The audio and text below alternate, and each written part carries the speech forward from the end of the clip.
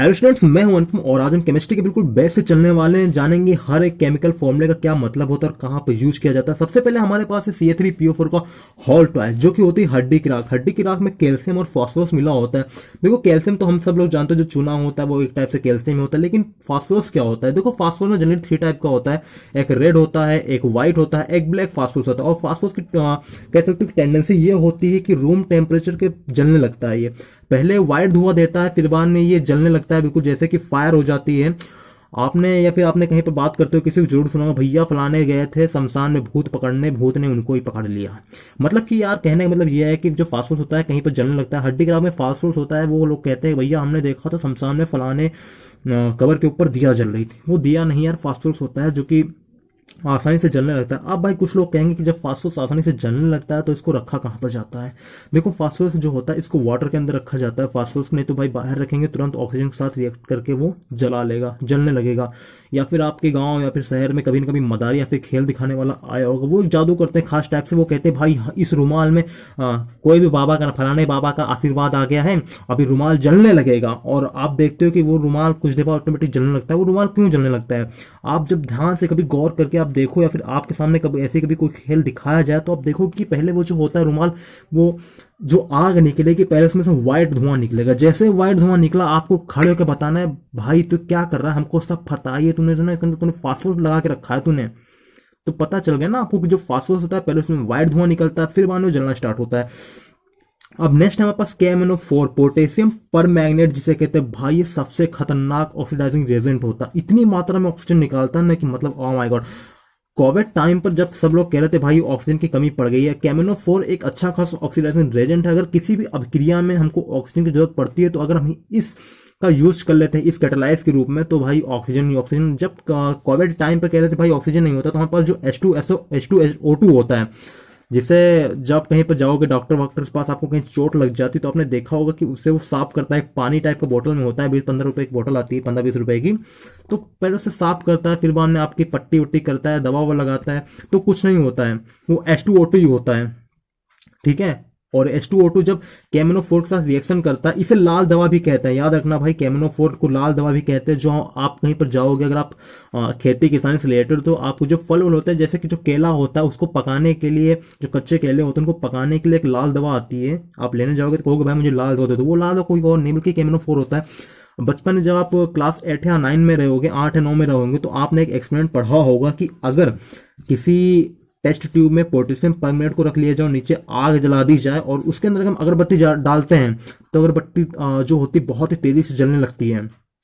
तो ऐसा क्यों होता है? पोटेशियम परमैंगनेट जो होता है ये ब्लैक कलर का होता है, और नीचे जब इसके जलाते हैं तो उसमें से हाईली मात्रा, बहुत अधिक मात्रा में ऑक्सीजन रिलीज होती है। हम सबको पता है भाई किसी भी चीज को आग जलाने के लिए ऑक्सीजन की जरूरत होती है। अगर ऑक्सीजन नहीं है तो तुम भैया चाहे तुम गैस खोल के रख दो, चाहे तुम पूरा पूरा गैस का पूरा सिलेंडर खोल के रख दो, आग लगने वाली नहीं है, क्योंकि आग जो होती है ना वो ऑक्सीजन से लगती है। तो आपको पता चल गया ना, ये एक अच्छा ऑक्सीडाइजिंग रेजेंट है। और K2Cr2O7 पोटेशियम डाइक्रोमेट का फॉर्मूला होता है। Al2O3 एल्यूमिना होता है। KAiSO4 का होल ट्राइज इंटू 12 यानी 12H2O, ये फॉर्मूला होता है फिटकरी का। भाई आप लोगों ने फिटकरी तो आप सबको पता होगी। अगर हम नाई की दुकान पर जाते हैं, फिर आपके मोम कहाँ जाएगी भाई, अगर आपके डैड कभी नाई की दुकान पर जाते हैं, आजकल तो सब लोग घर में सेव कर लेते हैं, अगर कभी नाई की दुकान पर जाते हो तो उनको पता होगा कि भाई फिटकरी क्या होती है। बर्फ के टुकड़े जैसी होती है फिटकरी, बिल्कुल उसी के जैसे दिखने में। अगर एक जगह बर्फ रख दी जाए, एक जगह फिटकरी रख दी जाए, तो आप उनके मार्फोलॉजिकल कैरेक्टर को देखकर आप ये नहीं बता पाओगे कि भाई ये बर्फ है, ये फिटकरी है, जब तक आपको ये ना पता चले भाई बर्फ पिघल रही है और फिटकरी ऐसे कैसे रखी हुई है। तो ये फॉर्मूला होता है फिटकरी का, KLSO4 का होल ट्राइज इंटू 12H2O। ये फिटकरी का फॉर्मूला होता है। आपने देखा होगा, फिर आपने कहीं सुना होगा, जब कहीं कट जाते हैं तो आप फिटकरी काम करती है। तो फिटकरी काम क्यों करती है? ऐसी क्या कैरेक्टर होते हैं जो फिटकरी कहीं पर लगाने पर वो रुक जाती है? देखो फिटकरी में जो एल्यूमिनियम होता है वो Al+3 के फॉर्म में मौजूद होता है। भाई एल्यूमिनियम होता है ये बचपन से छिछोरा टाइप का। अगर इसका इलेक्ट्रॉनिक कॉन्फ़िगरेशन देखते हैं हम, तो 2 8 3, तो भाई इसे अपना अष्टक पूरा करने के लिए 5 इलेक्ट्रॉन और चाहिए। बेचारा दानी प्रवृत्ति का कहता है हम 5 इलेक्ट्रॉन नहीं लेंगे, लेकिन अपने हम 3 इलेक्ट्रॉन निकाल देंगे। तो इसी कारण इसमें जब 3 इलेक्ट्रॉन निकल जाते हैं तो प्लस चार्ज इस पर आ जाता है। और इतना याद रखना भाई, जिसके जितना ज्यादा आयन होगा, कह सकते हो भाई जिसपे जितना ज्यादा आयनिक पावर होगी उसकी कोगुलेशन पावर उतना ज्यादा होगी। कोगुलेशन से मतलब समझो कि उसका थक्का उतनी जल्दी जमेगा।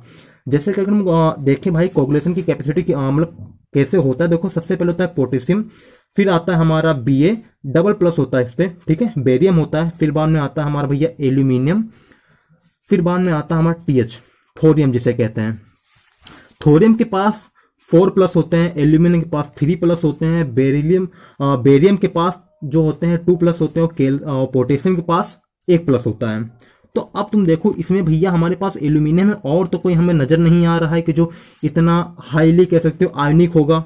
एल्यूमिनियम है, तो इसी कारण एल्यूमिनियम जो होता है वो कहीं पर भी कट पिट जाते हैं तो आसानी से कोगुलेशन कर देता है, मतलब कि उसका थक्का जमा देता है। कुछ लोग कहते हैं भैया विटामिन के की कमी से या फिर किसी और कमी से थक्का नहीं जमता है।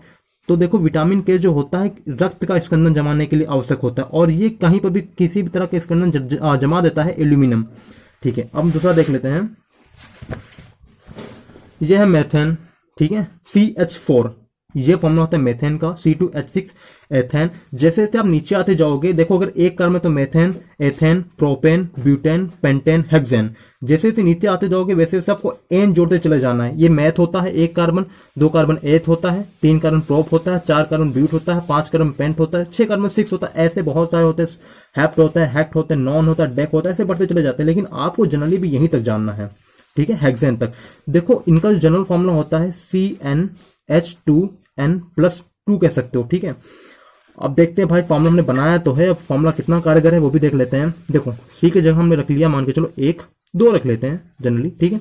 H की जगह 2 रख लेते हैं, ठीक है, क्योंकि N वही है ना, 2 तो मान फॉर्म में रखा हुआ है। अब N कितना है, N भी हमारे पास 2 है, ठीक है, इंटू 2 प्लस कम कर दे 2, ठीक है। तो देखो C2 तो दुना कितने हो गए, 2 2 जा 4, और प्लस हमारे पास 2 है ही, तो कितने हो गए C2H6। तो देखो फॉर्मूला मेरा सही है।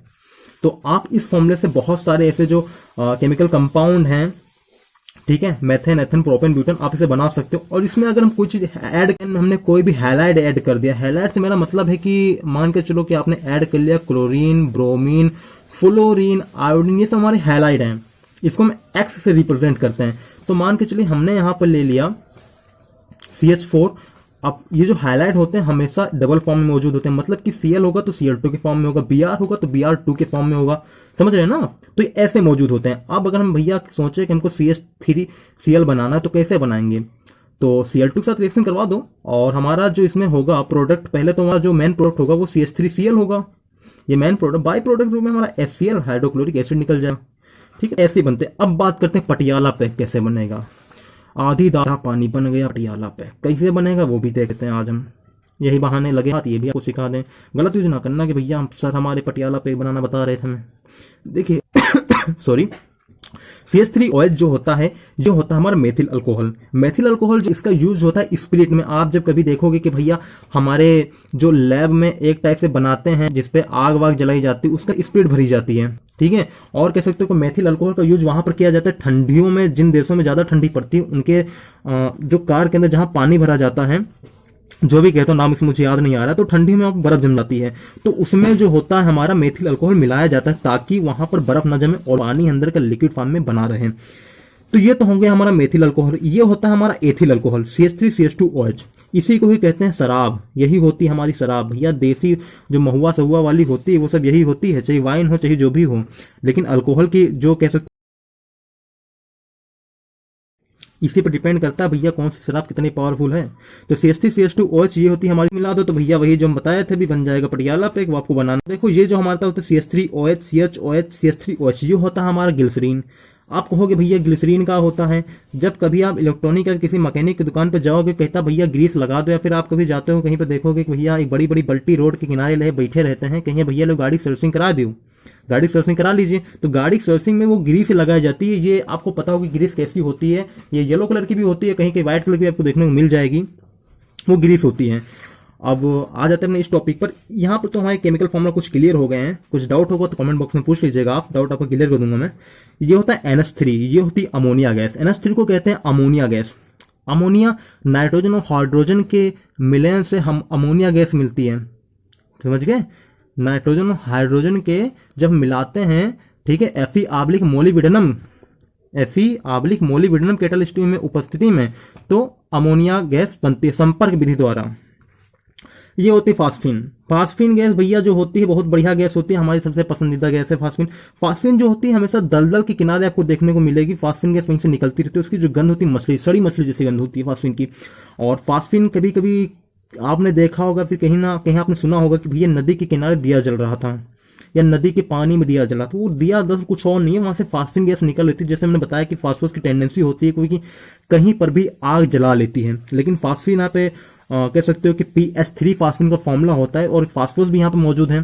तो फास्फोरस जहां पर भी होगा सावधान रहना उससे, फास्फोरस से। जैसे भैया कहा लो फास्फोरस हमारे हाथ में को आपको दे रहा फास्फोरस, हाथ में लीजिएगा नहीं, आपका हाथ जला देगा फास्फोरस, तुरंत ही करेगा अभिक्रिया।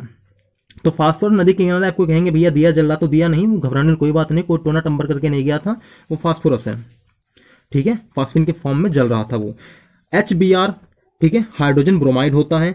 और अगर आप कह सकते हो कि HBr जब कोई भी हैलाइड रख सकते हो, जैसे कि HCl हाइड्रोजन क्लोराइड, ठीक है, HBr हाइड्रोजन ब्रोमाइड, HI, ठीक है, समझ गए ना।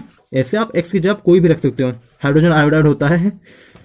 और NaOH जानते हो ही भैया, sodium hydroxide, KOH potassium hydroxide, और HCOOH ये होता है हमारा फार्मिक एसिड। फार्मिक एसिड बड़ा बढ़िया एसिड होता है, मैंने इसके लिए आप एक वीडियो पड़ी हुई मेरे चैनल पर, अगर आप नीचे जाते हो वीडियो में आपको मिल जाएगी। फार्मिक एसिड जो होता है जनरली चींटियों के जो डंक वंक होते हैं, जितने भी जहरीले चीज होते हैं उनके समय पाया जाता है। चींटियों के डंक में, बिच्छू के डंक में, चींटियों के जो होता है ना जो मुंह से काटते हैं, दांत या डंक जो भी होते हैं, ठीक है, उनमें पाया जाता है फार्मिक एसिड। बिच्छू के जो पीछे के जो होते हैं नुक्क्यार टाइप का जो मार देते हैं कहीं पर लोग, काफी दर्द होता है उससे, उसमें भी होता है। और सांप के जहर में भी फार्मिक एसिड होता है, भाई बढ़िया एसिड होता है, छूने की कोशिश कभी मत करिएगा। HCHO और CH3CHO और C6H5CHO ये हमारे जितने भी CHO वाले हैं ये सब एल्डिहाइड ग्रुप है हमारा, ठीक है, ये हमारा एल्डिहाइड ग्रुप है, ठीक है, ये हमारा एल्डिहाइड ग्रुप है। फार्मल्डिहाइड, एस्टल्डिहाइड और बेंजल्डिहाइड, ये होता है फार्मल्डिहाइड, ये होता है एस्टल्डिहाइड, ये होता है बेंजल्डिहाइड। इनका कोई आपको जनरली यूज इसमें देखने को नहीं मिलेगा, लेकिन अगर इनका ऑक्सीडाइज करवा दिया जाता है तो अल्कोहल बनते हैं, प्राइमरी सेकेंडरी टर्टरी अल्कोहल बनते हैं। आपको बाद में टॉपिक है, इसके लिए अलग से वीडियो लेके आऊंगा कि भाई अल्कोहल की पूरी क्या है। CH3CH2OH, CH3COOH ये होता है हमारा एसिडिक एसिड। एसिडिक एसिड जैसे आपको पता होगा कि सिरका विरका होता है वो एसिडिक एसिड ही होता है, सिरका ये सबसे बढ़िया एसिड होता है। एसिड में कह सकते हो भैया एसिडों में एसिड है ये, सिरका यही होता है। CH3COOH ये सिरका होता है। K2Cr2O7 पोटेशियम डाइक्रोमेट होता है। Na2Cr2O7 सोडियम डाइक्रोमेट होता है। और हमारा मेन H2SO4 सल्फ्यूरिक एसिड। अगर आपको कहीं पर भी वाटर निकालना हो किसी भी रिएक्शन में, पानी निकालना, वैसे रिएक्शन में जब तक पानी निकलता तो भैया मजा तो आती है नहीं, तो रिएक्शन में जब तक आपको पानी निकालना हो तो आप वहां पे H2SO4 का यूज कीजिए। H2SO4 तुरंत ही पानी निकालता है बहुत ही आसानी से। ये क्या करता है, डिहाइड्रेक्सी मैं कह सकता हूँ तुरंत डिहाइड्रेट कर देता है किसी भी रिएक्शन को, पानी फटाक से निकाल देगा ये। और HNO3 नाइट्रिक एसिड होता है और HNO2 नाइट्रस एसिड होता है। कंफ्यूज मत होना, NO3 है तो नाइट्रिक एसिड है और NO2 है तो नाइट्रस एसिड है, ठीक है। और K2SO4 पोटेशियम सल्फेट है और Na2CO3 धावन सोडा। Na2CO3 धावन सोडा जो हमारे घर में ब्लीचिंग पाउडर होता है ना, जिससे मम्मियाँ लोग कपड़ा साफ करती हैं, वो होता है ब्लीचिंग पाउडर जिसे कहते हैं धावन सोडा। Na2CO3 इसका फॉर्मूला होता है। और K2CO3 पोटेशियम कार्बोनेट होता है। इसका कोई खास यूज तो है नहीं इस समय, आगे कोई यूज होगा तो अलग से वीडियो बनेगी उसके लिए। तो जानते हो ही भैया क्या करना है, चैनल को लाइक करके सब्सक्राइब कर दीजिए और शेयर कर दीजिए। और देखो NaHCO3 धावन सोडा तो हमने हो लिया Na2CO3। अब यहाँ होता है NaHCO3, ये होता है खाने का सोडा। अब खाने का सोडा आप जानते हो ही, जब घर में कोई बढ़िया चीज बनती है, कभी कभी किसी लोगों घर में जो सब्जियां बनती है, जो पूड़ी उड़ी बनती है, उसमें धावन सोडा का यूज किया जाता है फुलाने के लिए। एक सोडा होता है, मम्मी से पूछो मम्मी सोडा क्या होता है, मम्मी आपको अच्छी तरीके बता देगी मम्मी सोडा क्या होता है, ठीक है। ये जो सोडा होता है किसी चीज को फुलाने के लिए काफी कह सकते हो कि जल्दी चीजें बन जाती हैं। मटर में डाल दोगे तो मटर जल्दी फूल जाती हैं। ये तो होता है धावन soda NaCO3। AgI silver iodide बहुत बढ़िया इसका इस्तेमाल है, ये काफी बढ़िया चीज है सिल्वर आयोडाइड। सिल्वर आयोडाइड का यूज वहां किया जाता है जैसे कि भैया कुछ क्षेत्रों में कहते हैं बारिश नहीं हो रही है, तो वहां पर सिल्वर आयोडाइड का जो पाउडर होता है, ये दो फॉर्म, देखो इसका एक फॉर्म होता है, अगर पाउडर फॉर्म में है तो ये व्हाइट होगा, अगर लिक्विड फॉर्म में है तो ये येलो होगा, समझे। अगर पाउडर फॉर्म में है सिल्वर आयोडाइड तो ये व्हाइट होगा, अगर ये लिक्विड फॉर्म में है तो येलो होगा। और ये सिल्वर आयोडाइड का यूज क्या है, जैसे कि कहीं पर पानी वानी नहीं बरस रहा है तो क्या करते हैं, हेलीकॉप्टर से सिल्वर आयोडाइड का छिड़काव कर देते हैं उस बादल के ऊपर। तो क्या होता है कि फिर वहां से पानी बरसने लगता है। हाँ, चमत्कार ही एक टाइप से। मान लीजिए आपने इंद्र भगवान की चाबी है ये सिल्वर आयोडाइड, खुश हो जाएंगे तुरंत। और NaCl, इसके बिना हमारी रसोई अधूरी रहती है। NaCl जानते हो ही भैया, नमक, इसमें हमें कुछ बताने की जरूरत हुई नहीं, बड़े होशियार हो गए आप लोग तो। और KCl, पोटेशियम क्लोराइड। तो अगर आपको लगता है कि आपने कोई फॉर्मूला मिस कर दिया है तो नीचे पूछ लीजिएगा। आपको कोई चीज़ नहीं समझ में आती है तो कमेंट बॉक्स में पूछ लीजिएगा, आंसर आपको वहीं पे दे देंगे हम। और अगर आपको कुछ सीखने के लिए मिला हो तो प्लीज़ चैनल को लाइक करके वीडियो को ना सब्सक्राइब कर देना यार। मिलेंगे किसी नेक्स्ट टॉपिक और इन्फॉर्मेटिव वीडियोस के साथ, तब तक के लिए जय हिंद, ओके बाय।